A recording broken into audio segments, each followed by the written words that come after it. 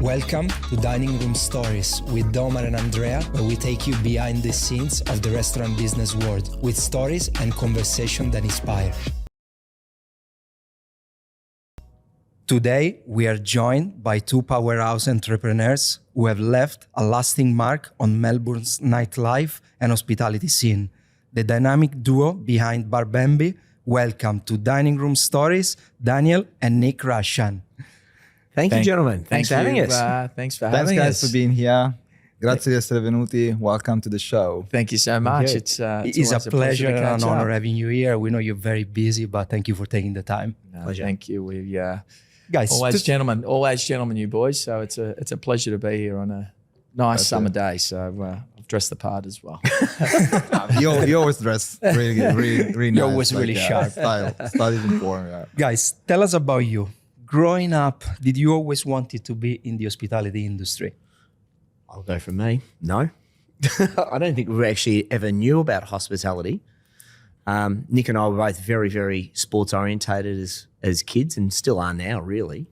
So growing up, I wanted to be an AFL footballer. That was it. Didn't know anything else about anything else in life. And for me, it wasn't until finished uni or going to uni that I started working in a pub, which was the Middle Park Hotel. And that's when the passion started. So working there, picking up glasses. I don't know how you get a passion for cleaning up spews of a week, but there must have been something psychotic in my head that appealed to me. Being around, it was a great venue as well. It wasn't your everyday pub either. It was the real up-and-comers who were, on TV and everything these days. I think it was the place to be at the time, It was the place right? to be at the time, yeah. So, yeah, that's what sort of ignited the passion. And then Nick came across and started working with me as well. I was the same. I never had any interest in hospitality or, as Daniel mentioned, we didn't really know what we wanted to do. I'm just repeating exactly what he said. We were both very sports-orientated kids and sport was our life. We were both pretty lucky with our sporting career. We both went, quite a distance.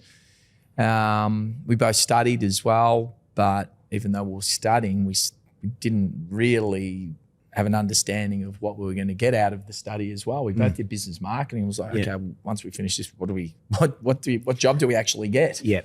And as Daniel mentioned, we were working in hospitality during our school holidays and whatnot, picking up glasses, mopping the spew, and then got to know a lot of people and, working behind the bar. And then off the back of that, started promoting venues because we met a lot of people at that time as well.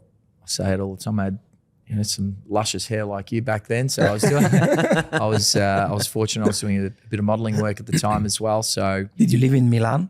I did at a stage. How was that time for you? Amazing time. So it was little pockets of time that I went there. There was a couple, I think it was two different stages. And it was a great time. But being here in Australia, working for myself, I built up a lot of great contacts. And also built up a lot of great contacts from working in the bar that we had been working in, that was the happening place of its time. And then, as Daniel mentioned before, we both played a lot of sport and football, so we had a great network of people from our sporting backgrounds. So when it came to promoting venues that Daniel and I were doing at the time, we were putting all of these people into that one room. So you had all the different models, you had all the different footballers, you had the different sort of it people, who's who, or emerging, or emerging really. And we threw them all into the one room, and and it just happened to click. Everyone got along. That football, like that model, like that, So there was a good synergy. Good synergy, that's the word.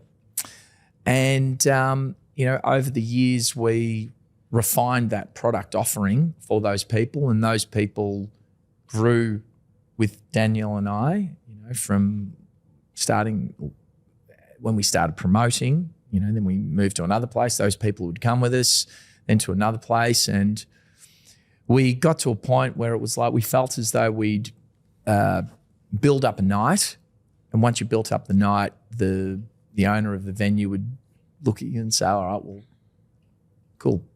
We've got your crowd now. See you later. And each time they did it, well, okay, they tried to take over. So we'd move to another venue and it's like, oh, shit, hang on a second. Those people were loyal to you. So eventually we looked at it and said, why don't we look at doing our own? So we kind of fell into it, really, didn't we? Completely fell into it. We never had a plan as a kid of, hey, we're going to get into hospitality or anything. We were just working in the industry and just by chance ended up, being given an opportunity. So each time there was an opportunity to make some money, we said, oh, yeah, we'll give it a go. And then we go, geez, we're actually half decent at this. We think we can give this a real run and, bought into our first venue when we were quite young. What was it called, your first venue? Aquabar. Yeah. So I was 22, you're 24. Yeah. Right? Yeah. What did you learn from running your first venue at 22, 24, which is very young? Yeah.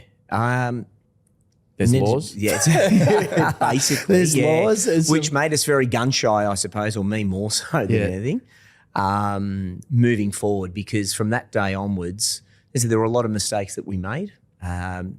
Mistakes that we made because we didn't know about that mistake, if that makes any sense. We didn't know we're there doing are unknowns, wrong. weren't there? There were regulations that we had no comprehension of. We always knew that, hey, we know how to fill a place. So, yeah, we back ourselves. We know how to fill a place. We can do that. We're always going to be able to bring a crowd. And, yeah, we know how to run the operations of the bar and all the rest of it. Cool, they're two key components. But then after that came all the compliance and the liquor licensing. And that was right on the cusp too of them trying to create more of a professional industry. I think prior to that, owners had the ability basically of just going for broke, running as they like. Security companies and being licensed, that had only just sort of come in the last few years prior to that. So there was, I said, it was a learning experience. It worked really well for us, I said, because it put us in good stead for the next venues. And really that was probably one of the first things that we check out each time was, okay, does it have this? Have we got this in place? And but it's still a struggle now. But was the next venue the iconic Eve Bar? No, it wasn't. No, it wasn't. We actually sort of went our own ways for a short stint. After Aquabar, I went and did Boutique, and on Greville Street. On Greville Street, yes.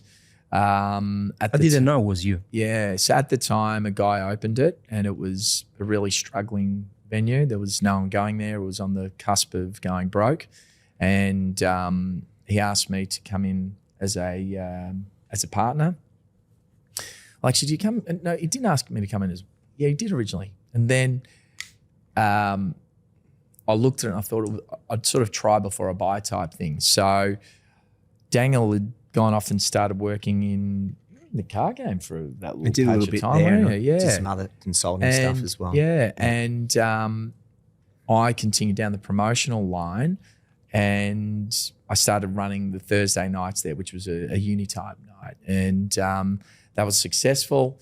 And then off the back of that, then I was like, okay, well, all right, now I'll move on to the Saturday nights, and I went backwards from there, and then got all the nights up and going, and we had some success there, and then sold out, went my own ways. I was a minor shareholder back then, but was responsible for putting pretty much the promotion of the place. Putting it on its trajectory that it went on, and sold out. We had a couple of differences. I went my way. He stayed there. And then Daniel and I started Eve Nightclub that he ended up becoming. Yeah, and, Eve Bar and Lounge originally. Yeah. And then which year was that when you started Eve? So we signed the lease back in 2000 and I think it was 2004. Yeah. Oh my God, that's 21 years ago. Wow. Jesus Christ. 2004. Yeah. And opened in June 2006. That was it, wasn't it? Yeah, June 15th. Something around those times. Yeah. So, and then we had that business for 10 years, and we're very, very lucky, and we ended up selling the business to the we ended up selling the business, and yeah, we were very, very lucky. Well done. I arrived in Australia in 2012. Yeah. And everybody was talking about Eve Bar. Yeah. Couldn't get in. Yeah. I want to go to the Eve, you can't get in. That's his fault. He was on the Yeah, front blame door. me. Sorry, mate. Were you at the door? Unfortunately, I did 10 years of being the most hated guy in Melbourne. So yeah, it was good. Yeah, front door for 10 years, Thursday and Saturday nights.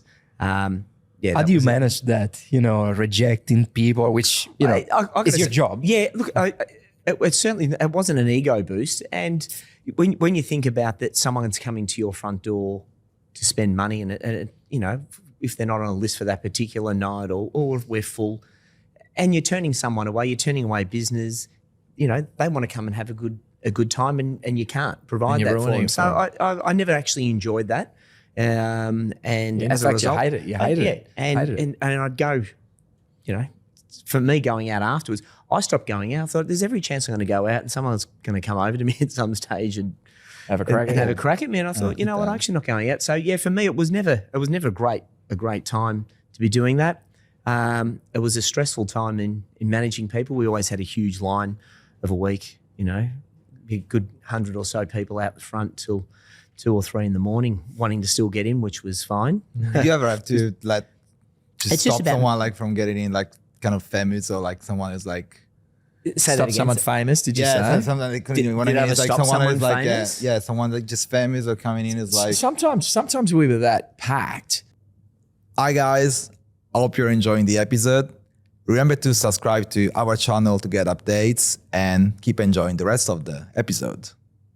You couldn't move, and then you'd have someone famous rock up to the door, and I'm talking on your behalf because you dealt with it, but it'd be like, hey guys, we actually can't let you in at the moment, but let a few people leave, and we'll make sure that you're the first. Yeah, we'll just one in throw some because- people out who've done nothing wrong. Yeah, that's and just it. let them know. That's it. You can't. You couldn't throw people out, and that was the thing. Daniel was very good at talking to everyone and dealing with everyone to avoid any sort of confrontation. But part of our brand has always been that famous people have liked to come to our venues because they know that they do get welcomed, they do get protected, they do feel as though they can go and hang out with someone who's similar to themselves. And from those people coming to our venues, they tell their friend, then other famous people will come down, and it's this little eco cycle. And it's also part of the exclusivity of the brand. Sometimes it's not bad when you reject even a famous person. Yeah. But look, we don't like, as Daniel said, we don't like rejecting anyone at all. I mean, anyone at all. But sometimes if you're too full, you're too full. That's it's it. as simple as that. It's a balance, right? Yeah. It's a balance. Yeah. It is. And then, do you have any story that you would like to share with the public, something, if you can, of course, What story? Goodness me. I think there's a lot of different stories that But you almost have to podcast- be there at the time. Like there's stories of of famous people coming down and just being nice people. There's stories of Nights when the toilet's flooded. Okay, and the whole toilets, joint yeah, flooded when the up and it's toilet's up around your flooded, and ankles. on the busiest night of the year where sewage is leaked completely behind the bar, and you've blinked, and all of a sudden it's up to ankle deep. So you've had to basically You've evacuate. got Thron City hanging around your ankles for the night. God, So you're just looking at ways of making sure that you can continue to operate at the same time, making sure that all of the people are safe. Yeah. So you move everyone out of the venue, get the place right, everyone back in to, someone shitting themselves at the reception one night while they're walking out of the place. So there's all sorts of stories to people who have tried to fight their way into the front door because they've been and declined entry, which sometimes people just understand it. Sometimes people don't understand it. It's like, no, I'm coming in. It's like, I'm sorry, sir, but we're full house. Or, hey, do you know what? We can look after you and one friend, but we can't look after your 20 friends who are coming in, and they want to fight about it. Hospitality, people see all the glamorous side, but in reality there is a lot of hard work behind. Yeah, exactly. So so in terms of stories, really there's endless stories, from humor to covered in shit to fights to famous people to really there's highs, there's lows, there's weeks that you're making fantastic money and hey, things are great, and all of a sudden you have a fantastic run, and then all of a sudden things dip off and it's like, shit, what are we doing here? We need to completely reshuffle everything around and rejig the business, and boom, it's up and firing again, So there's just so many ups and downs with it all. And one thing that our dad always used to say with our sports is there's a lot of ups and downs in football, he'd say. Like you go out, you're best on ground and you do well, and then you miss the cut for something, or you make it. Yeah, you only get 30 possessions the next week. Kick 6 goals. But there's so many ups and downs in sports, and he always used to say to us, I remember being kids, he goes, it'll help you in life. He said, you have good times, you have bad times. It builds resilience. And they're those big things that we learned from our sporting background is the, building resilience. And that's a real key thing. It doesn't make it any more enjoyable, but that's it. No, you got to stay the course, and if you don't, well, that's the end of your business. And I think that's for anyone who is in business. If you haven't got that resilience, you were talking about this issue you had one time with bathroom and stuff. So how much money you spend in bathroom renovation and how important is having a clean bathroom when people come to the venue? But our bathrooms at Bar Bambi have become quite famous. They've become quite viral. There's, you don't pick up viruses. Viral, yeah. There's, we see a lot of people, they're taking selfies in the mirror and all the rest of it. But that was all part of our marketing plan before building it. It was, okay, social media was such a thing, but we didn't feel as though there had been any real venues that had been built specifically for social media in a classy type way. You'd seen, pop-up little type cheap fit out places. But for us, we said, we need to really design the place for social media. What are your Instagram moments? Yeah, what are those Instagram moments? And how can it be done in a classy way as well? And the bathrooms were a key marketing element for us. We, those mirrors and the doors and everything. So we spent a lot of money in that area. When I've been there, I thought I was in a Great Gatsby movie. Yeah. With the movie when he goes downstairs, was that something of... That's the feeling, like if you look at, some of the words from the Great Gatsby novel, it's out, the words, I'm trying to remember exactly because we reused them at some stage. It's outrageous in a way and opulent and this and that, but it's a great big dinner party. So you built an incredible place. Thank you. Everything matches, from an hospitality point of view. No, we appreciate it, man. There's a lot of hard work that went into it, and a lot of it was built during those times during COVID as well, which was an incredible challenge for us. But as much it was an incredible challenge for us, and maybe one of the toughest times of our life, the stop and starting, it did allow us to think through everything with so much more time to think through. As challenging as it was, stop, start, and it cost us more money from the stop and starting. And it took a long time, I remember, after you sold Eve. A long time. Between Eve and I 6 years. 6 years, yeah. Was that planned, something that you had in mind, or what were your expectations? We had a couple of venues which we went down pretty far with contracts and everything else like that, and they just didn't eventuate. And as a result, that just kept pushing out. So if you think you're about to finalise a deal on one, well, you sort of stop looking at that particular time too. And a few of those sort of dragged out. And then the next thing, when we finally come across Bambi to do it, and then it took a little bit of time, obviously, with the negotiations with the current or the then current occupier, tenant. And then once we went through that, then the transfer of, your liquor license and then your planning and that took longer. The license was like a nine-month process before Is that because it was a nightclub or? We don't know. There's lots of things. It was an old license because it was an old license. Are you happy with the location that you've chosen? We are. Yeah, we are. We think that that location, that Paris end of Melbourne. And, we're so surrounded by such amazing other venues around there, and they're still continually going up. So for us, that was one of the main reasons why we picked that location, was obviously the license itself being a late night license, plus the position being around all those other amazing venues around us. And in the past, And traditionally, nightclubs, not that we are a nightclub this time around, but our venues were always in destination venues. So unless you were turning up on our doorstep, there was no other sort of passing traffic. Whereas now, you know, people will come for a drink or a bite to eat before they go to the football now. They'll come to us maybe before they go to another venue. After the other venue, they'll come to us for a drink later. So you've always got that revolving, got that revolving door there. That's the Italian And people coming of people coming through. So in answer to the question, the location itself's I never fantastic. studied the nightclub business model, but that's an interesting tip. Yeah. Yeah, I like the approach. It is like sometimes you think about like other venues as competitors, but like you see them as you're creating As like complementary. complementary. Absolutely. Yeah. Absolutely. But people think that there is luck to run successful businesses. In reality, there is a lot of analysis and, you know, studying. So much. That's a key thing people do not appreciate is the amount of overthinking that goes into it. The analysis. It's huge. What do you analyze when you open a venue? What do we analyze? Well, look, Everything, really. we analyze everything from, we look at the location, we believe is everything these days. We think about where our clientele, we've got a good understanding of who our clientele are and where they go, what's on trend for them to go.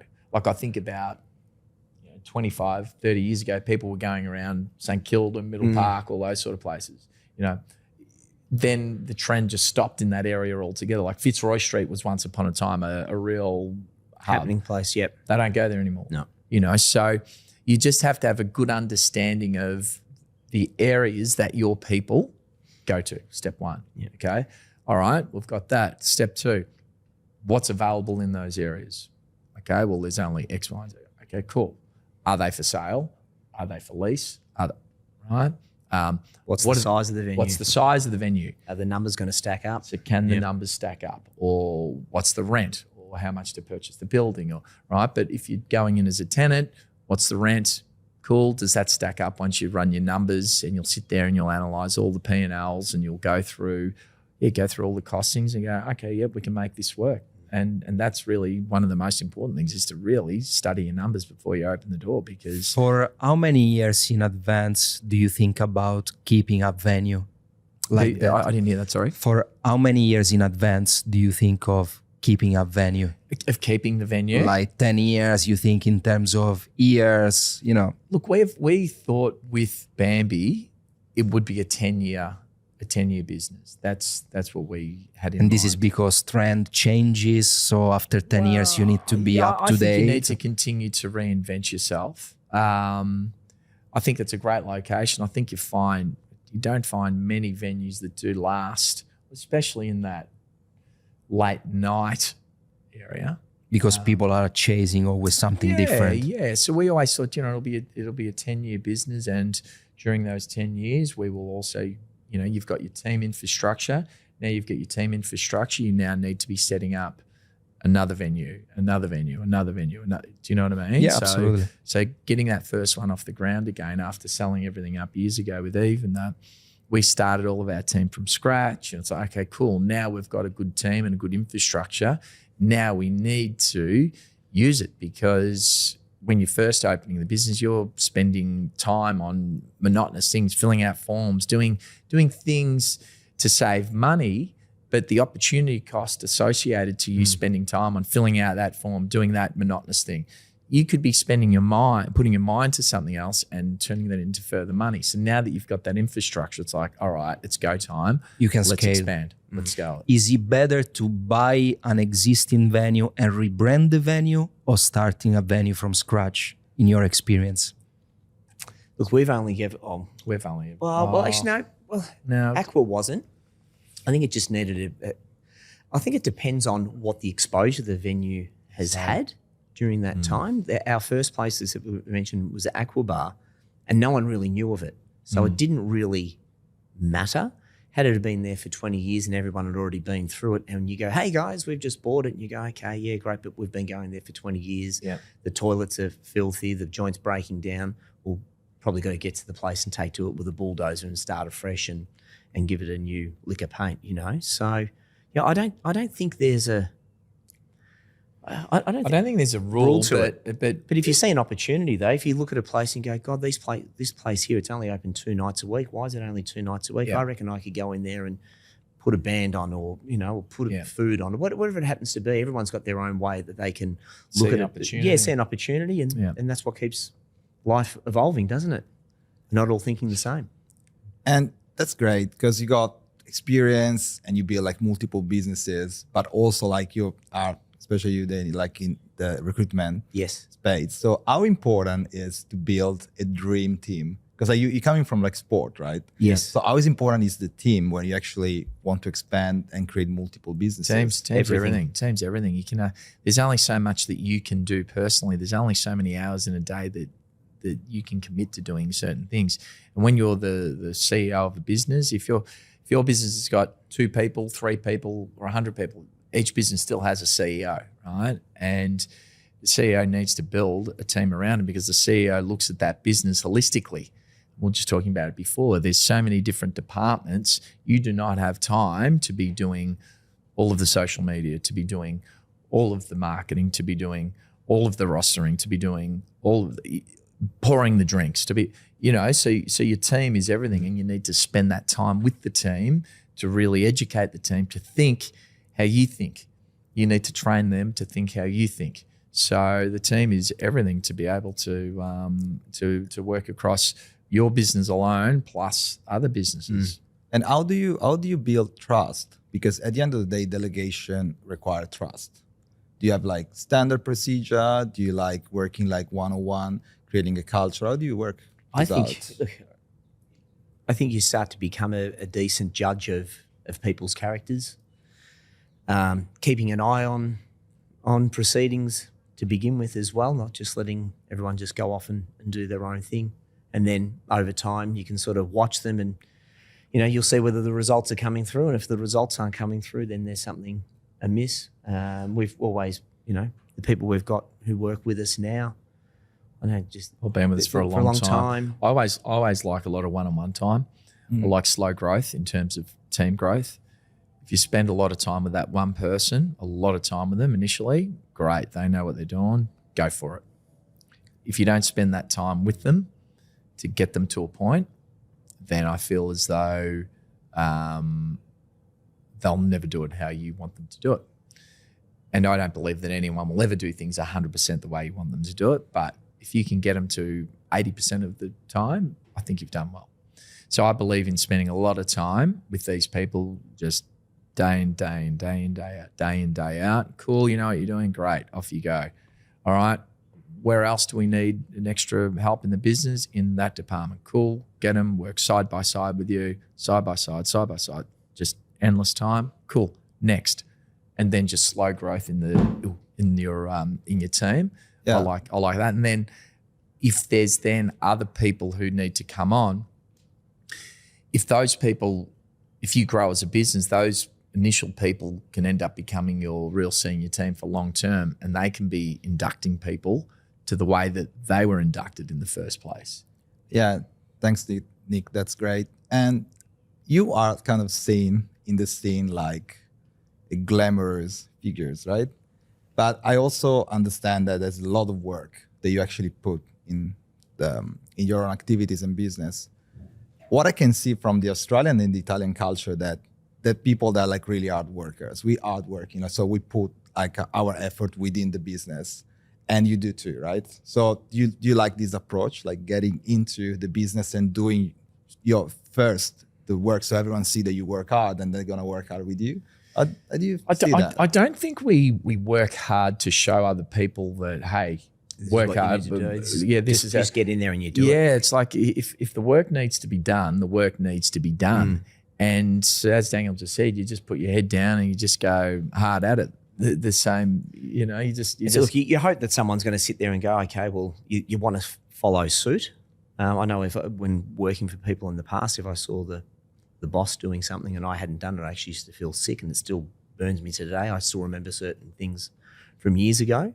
But yeah, that's it. Like, it's your own business. So if you don't do it, no one's going to, especially in that initial part. But there's nothing below or above anyone when you come into to work. When we're working, that's it. We're one in, all in. And I like the approach. Yeah, that's it. You've got to go. Yeah. That's it. You can't just sit there and, like, even the other week we had, Drake booked the whole venue out on a Wednesday night and sit there and go, okay, guys, in you go. You just go and take it. It's like, no, we're in there collecting glasses and moving tables and making sure everything's ready to go. You're working alongside the team still, instead of just going, oh, look, it's a Wednesday night. We're not normally open tonight. We'll stay home and, hopefully the tills are full tomorrow. It doesn't work like that. You just got to get in there and get side by side. And What motivates you after many years? money for me, and provide. When I say like that, providing a stable life for my family. That's it. Making sure I can set them up. It's family. You still enjoy it. Don't worry about that. Absolutely. But the whole reason for going into business, for me anyway, was to make money and set myself up that, in years to come, my family's all set up.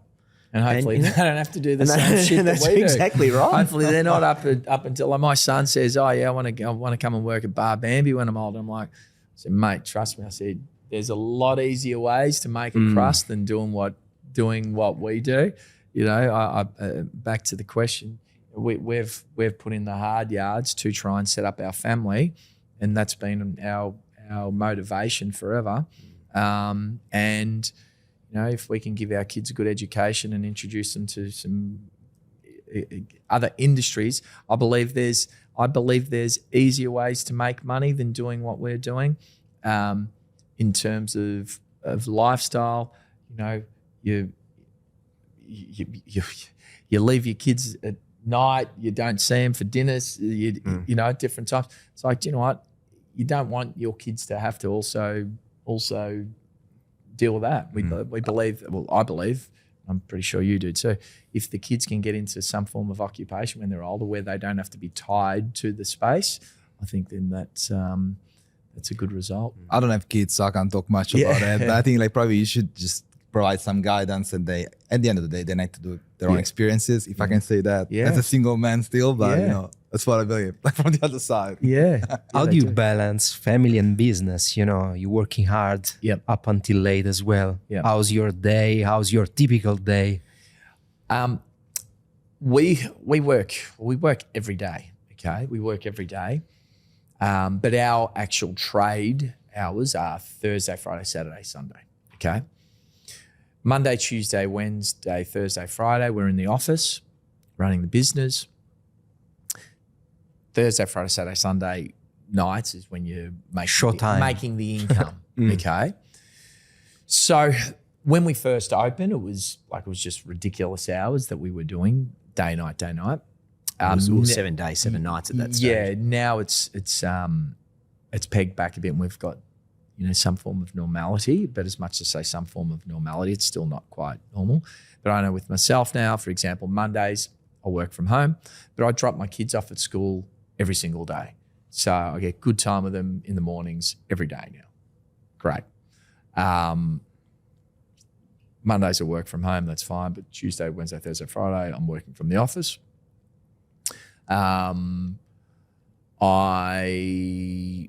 I get to have dinner with them now pretty much every night of the week, which is very, very lucky now, okay?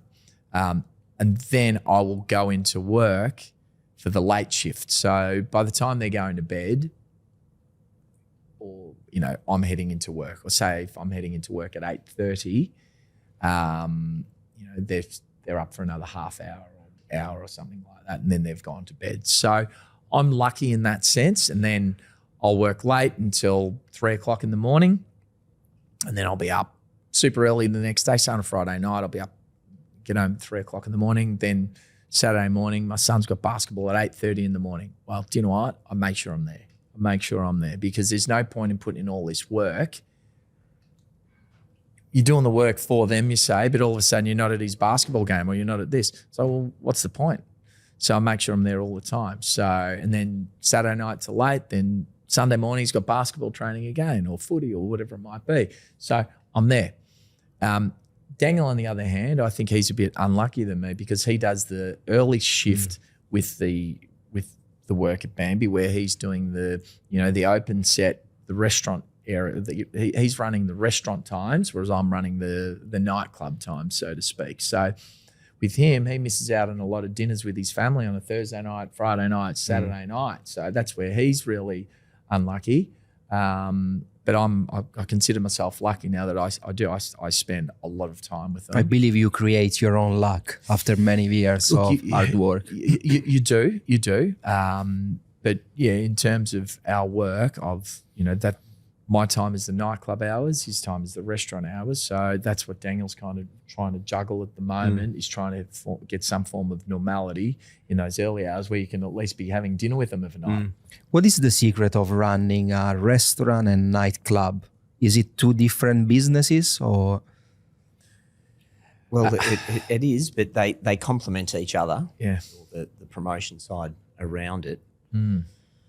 It's a lot harder to try and say. It's a very tricky model. It is. It's a very put tricky model. A hell of a lot of thought into it beforehand, and it didn't just go and, you're not attracting traditional Straight nightclub goers. Exactly right, or restaurant goers. So yeah, it's hard trying. It's difficult, I think, getting the message across from our marketing point of view as to who we are exactly, how some people perceive it via social media. Versus, I don't think it's complete chalk and cheese, but we're obviously a lot closer to the product than what the public are, and their interpretation of maybe seeing one or two stories or something like that might give them a different understanding of what the business is versus what it is. And look, I mean, the majority of people are enjoying it, like everything.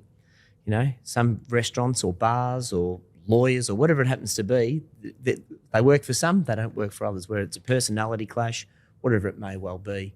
But yes, some work for some and but some yeah, doesn't. that's it. It's the communication of the product was a very, very difficult thing for us in the early days before opening, in particular coming from a straight nightclub background.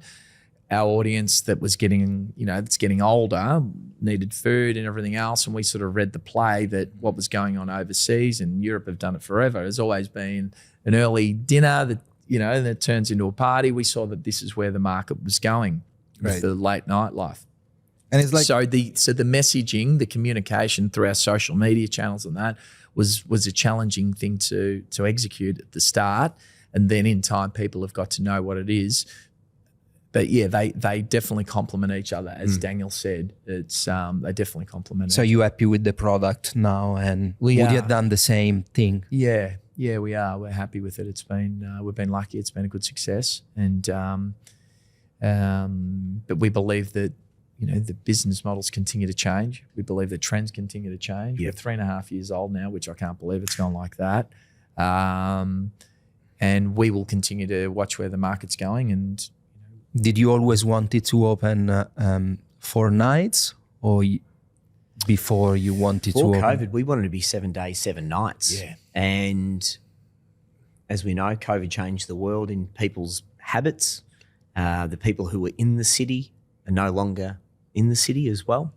So we were, that's what the business was originally. We did open 7 days, 7 nights when we first opened, but we were, that COVID challenge was challenging for more reasons than one. for everyone, I would say Melbourne's been tough. But when we came back, as Daniel said, so we initially planned to open 7 days, 7 nights. There was different restrictions back then, if you recall, with staff and everything. People needed a vaccine, people needed this. We didn't have any security, right? None of the security wanted to have the vaccine.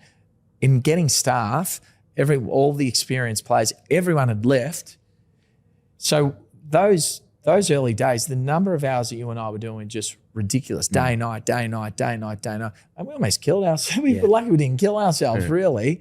So in terms of our offering, we said, okay, we don't have enough staff to facilitate 7 days, 7 nights, okay? The number of cancellations that we were getting at the last minute because of COVID, oh, we've got COVID, oh, we've got COVID. So all of a sudden you'd be opening on a night. It's like, hang on a second, where our staff are pulling out, the patrons are pulling out. That we said, okay, let's reduce our offering. Let's just go down to a 4-day offering, which were the main money makers. And we know that we can sustain our staff for that time and just pump as many bookings into that time. So then if someone does cancel because of COVID or whatever, we've got enough staff to cover it, or we've got enough people to be profitable on those nights, versus opening on a Monday or a Tuesday or a Wednesday night where, okay, you didn't have enough of a backlog of bookings to fill it. So, and off the back of that, long term, it's guided our business into a different direction, but you have to go where your business is going. It's like, okay, well, this is how it has to go. You can't be pig-headed about it. No, this is what we wanted it to be, which would have been great, but it's not going to work that way. Okay, especially in business, either you adapt or you die. The customer has now told us what we need to be. Exactly right. So, and also like cost of managing like venues is going up with the roof, right? Through the roof. Through the roof. Yeah, it is. Yeah, absolutely. It is. Yeah, so how do you handle that? Like through management? Like say that again. Through management, how do you handle like that? It's just continually analysing every line. Yeah, of the business. You're micromanaging. Yeah, micromanaging. You know, we've got a good team. You know, our guy in the kitchen's continually like. Once upon a time, when it comes to suppliers, for instance, you get a supplier, you're happy with their service, you're happy with their product, great, and away you go. And you know, maybe once a year you'll have a look at where the pricing's at. Whereas now we're looking every month, because the prices just keep fluctuating so often that we're getting, you know, price increases from our suppliers continue, which means you've got to go out and keep searching. And if you don't keep searching, you're going to be in trouble. And at the moment, it's a concern for not just us, it's for the industries. There's a lot of places at the moment who are doing it really, really tough. You know, 30, 40% down. It's huge. It's massive. Huge. Do you see a light at the end of the tunnel, especially in Melbourne? Not immediately. Not immediately. No. I feel as though there's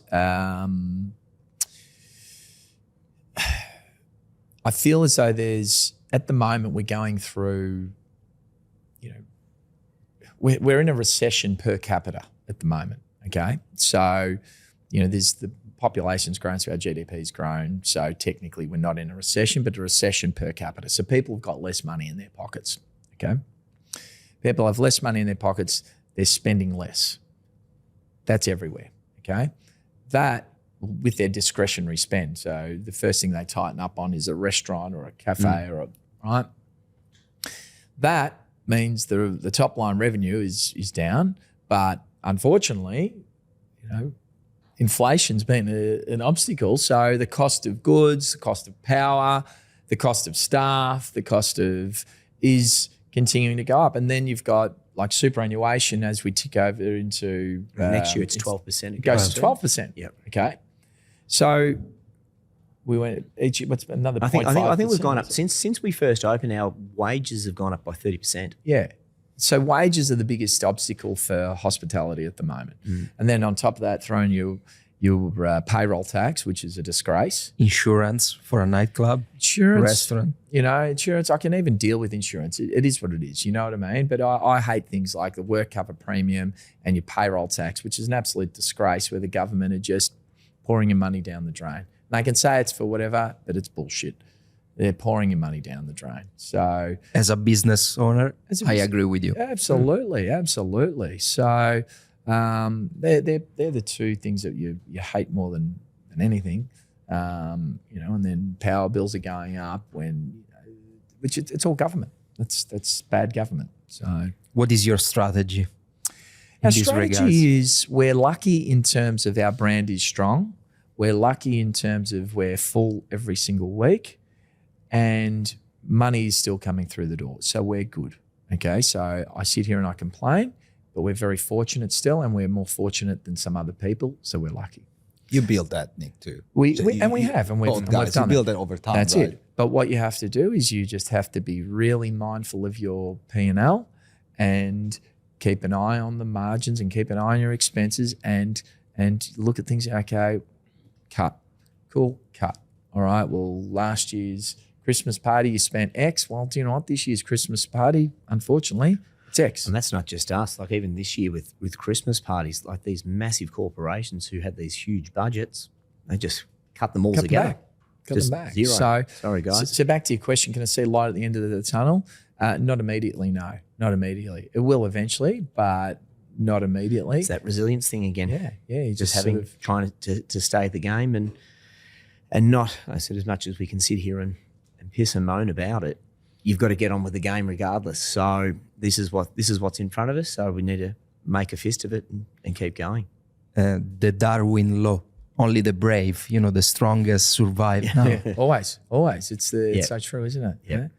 Yeah, talking about your you have high profile guests at your venues. So who are the biggest celebrities that have visited, and did they surprise you? Biggest celebrities. We've had a lot of. last We've had a lot of, week. yeah, Drake booked out Bambi last week, which was a good one. I love We've had Drake. Gordon Ramsay. We've had Usain Bolt. We've had, even we think about some of our other venues, we've had Britney Spears. Yeah, we've had Kanye. Kanye West. We've had One Direction. So we've had a lot of different people, and to be honest, they've all been really nice. I can't think of one person who's ever hasn't been friendly. Can you? No. Not one. No. They've always been very, very nice. Grateful for your, for your hospitality, hospitality, and I actually can't think of one who's ever been No, we haven't rude. we haven't had anything like that. Yeah. before. So, we've met some really interesting people over the years, to local sports people, to all sorts, and I think Gordon Ramsay still was just one of the all time greats. So we've said it before. I think he's just a. Was the kitchen scared when he walked in? Oh, They were pumped. They were were so excited. excited. In fact, the whole venue, when he walked into the venue, everyone who was sitting down at dinner stood up and clapped him as he Started walked in. cheering Gave him. him a standing ovation. yeah. Pretty bloody amazing. Yep. Yeah, Yep. that's probably the best reception I've ever seen. ever for anything. Over And all how their did he venues. react? He was sort of like, "What's going on here?" He was a very humble guy, another bloke, just who's worked his ass off and built his own fortune. And you got to respect people like that. I'm seeing with a lot of self-made people, Yep. Sometimes the public thinks that they are arrogant. Yep. In reality, they are really humble, and they are misunderstood for arrogant because it takes a lot of self-confidence in yourself, Yep. because nobody believes in you.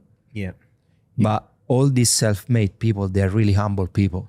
You've got to have belief in yourself, don't you? You've got, if you don't believe in yourself, you're going into a very murky area, that's for sure. But, Yeah, we've been talking about the ego part. Like some part of the ego are positive, right? You need to Yep. show up, but also you need to believe in yourself. Yeah. Right? Or nothing's gonna change. Yeah. It's always that fine line between arrogance and confidence. huge.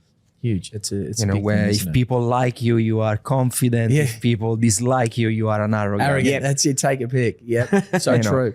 Which when you are younger, you suffer these things a little bit more. Yeah. But when you grow up, You you get know, a thick skin and deal with it. absolutely. But so it's like I was managing like a venue that keep attracting like celebrities, and I was managing that. Is it fun? Sometimes challenging. It was challenging the other week with Drake. With Drake, Not wasn't it? them as a people, but they called up at 8 o'clock at night and they wanted the venue at 11. Yeah. So, so that was a challenge On a night we were closed. on a night we were closed. But, you make things happen. Yeah. Nothing's a You problem. make things Nothing's happen. a problem. And you got to have that approach that nothing's a problem to continue on. It's little things like that build your brand and makes money. So Yeah. Was there ever a time when you doubted yourselves or your vision when you started?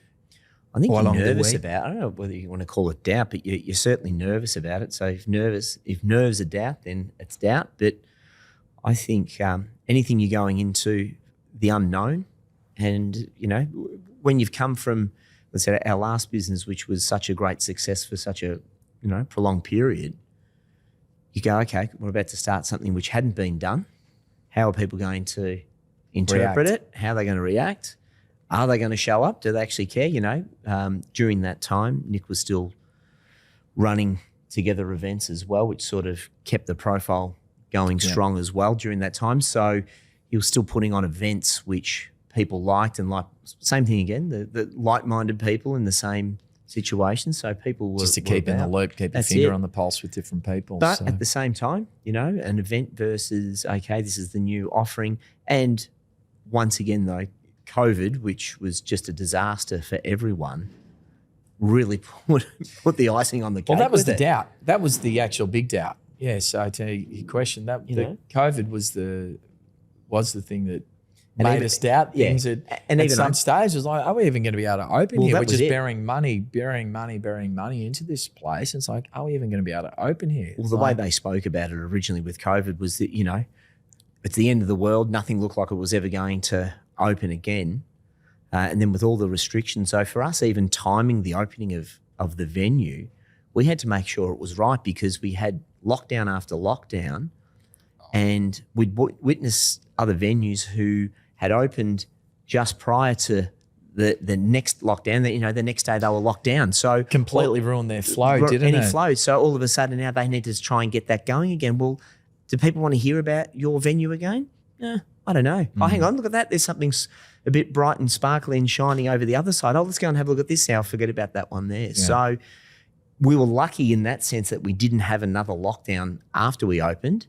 Yeah, great. But the general feel in the public at that stage was they'll never lock us down again, famous last words. But we got ourselves to that part. The only thing was that restrictions were still occurring, and then everyone was dropping like flies once they got COVID, because basically everyone got it then. No one had it, and then everyone got it. Yeah. And then I was like, so when you actually finally open again and like, you know, bookings like started flowing again, did you feel like better? And after that, like how was it? Do you feel like, I know we're talking about challenges, but also it would be great to talk about opportunities, and like, do you think it's going to be like positive outcomes for the future? Do we think there's going to be positive outcomes for the future? I'm just asking you. In hospitality? I'm just trying to be positive, right? Yeah. Look, the strong will survive. The strong will survive. I believe that a lot of places are going to close this year. That's just straight up. You know, so I can sit here and try and be positive or what, but I believe a lot of places are going to close this year. But I believe the places who are really, you know, really strong operators, they will continue to survive. And when they continue to survive, eventually, you know, the world goes in cycles. You know, the economy improves or whatever it might be. People start spending a bit more. The government gets a control of costings and everything. You know, that's when things will really turn. But immediately, no, I don't believe it will, and it's not a positive answer. But it's that's my. It's a realistic one. Yeah, I'm a positive person by nature. Yeah, but I like your approach that you like, you know, just straight to the point. And like that's where we have to go. Yeah, right? that's usually it. the positive one. I'm usually the pessimist. That's it. I'm always a positive person. That's the thing. Like I'm probably an over optimistic person when it comes to anything at all. But that's my realistic answer, and I think it will eventually. But in terms of the immediate, these next 12 months, I think it's going to be challenging for a lot of businesses. Yeah, it makes sense. You can tell that you guys have a lot of experience and you've seen many cycles. You have, yeah. Last question we ask everybody, especially successful people. If you could go back and give your younger selves one piece of advice, what it would be? Do you want to be positive here, or say don't do it? Don't do what? I don't know. One thing I've looked at over time, I think every sort of 10 years you look back and you go, I knew jack shit. And you look back again and you go, okay, actually I thought I was just about there. And you're always, so to turn back and say, okay, I don't think there's one piece of evidence, I was about to say, of advice I could actually give going back. I know, because I mean, that's what's made the journey as well. So I don't know whether that was going to change your younger trajectory in life at the same time if you're going back like that. But I know I just find that every few years you sort of look back going, Christ, I didn't actually really, know about that part, and you're just continually evolving. So I don't know. For me, I don't have one piece. Sorry. Yeah, over to you now. Over to me. Now, Over to me. An opportunity to think Over about to that. me. And I was thinking as much as I could while you were crapping on then. But the one piece of advice for my younger self would probably be to try a number of different industries. There you go. Try a number of different industries of work. Again, we've been very lucky and we've had success, and it's been great. And I can't complain about anything we've done in our life at all. But I feel as though for any young person, if you've got an opportunity to try different industries, try different things, you might go on another path, you might not, but at least you've tried those other industries, and maybe that knowledge that you've gained in working in that other industry will also help what you end up deciding to do as well. I totally agree. Agree. Yeah, so that's probably the main thing. So I can't complain about how our life has turned out. But yeah, I feel as though if you have tried different things, maybe I wouldn't have gone down this path, and who knows what I would have ended up doing. So, but would have missed out on a lot of fun and success and meeting a lot of great people and that. So, who knows? But yeah, I think try as many different things as you can as a young person to gain experience and knowledge in as many different areas, and you will always, break that down yourself and make your best choices from there.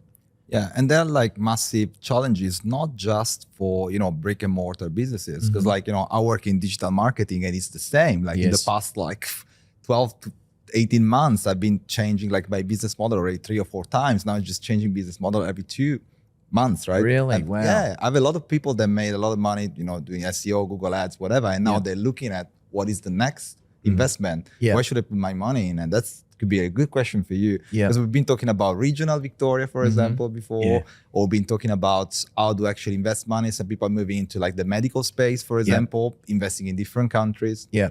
Where would you invest, I don't know, money if you think about something that's not brick and mortar or clubs? So I think the online space is a really great space. I feel as though you can really build a brand just from I'm talking for ourselves, with our contacts and network and all the rest of it. I believe anything in that online space. I think there's just such enormous scale. I believe that you can start a business in the online world with a hell of a lot less capital than what it takes to open a bricks and mortar business. You're talking about millions and millions and millions of dollars to be setting up these bricks and mortar businesses, versus you can go and set up an online business for a 15th of what it costs to set up one of those, and you can scale at such enormous levels. So I believe the online space is where things are really at. Yeah. Yeah, great. And do you still believe the recruitment is a strong business in 2025? We've been very fortunate with that. We're continually growing. We've grown year on year. We're looking at a very good end to this financial year as well. And we're continually picking up clients. It's been just a game where we've had to stay in the longer you're in it, the more people sort of start coming to you. So that's what it's allowed us to expand throughout Australia. And we were talking earlier on, so we've been in New Zealand now for a year as well. And people are now starting to call us over there, in New Zealand, which we didn't expect to happen so quickly. We've got a great team over there working with us, and we're providing a great service. So yeah, there's still plenty of growth for our business itself. And we said we've got such an amazing group of guys that work with us. We've got over 200 people now in our business, and they care about what they do, and it shows. And they're showing up on time, doing what's required of them, and that's why our clients keep coming back to us each time. And yeah, hopefully there's more of it.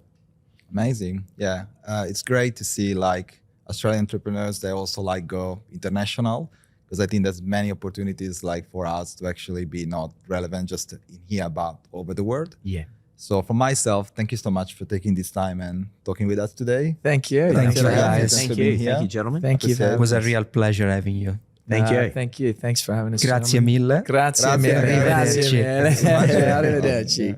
Ciao. Thank you. Thank you, gentlemen. Thank you, Cheers. boys. Welcome to Dining Room Stories with Domar and Andrea, where we take you behind the scenes of the restaurant business world with stories and conversation that inspire.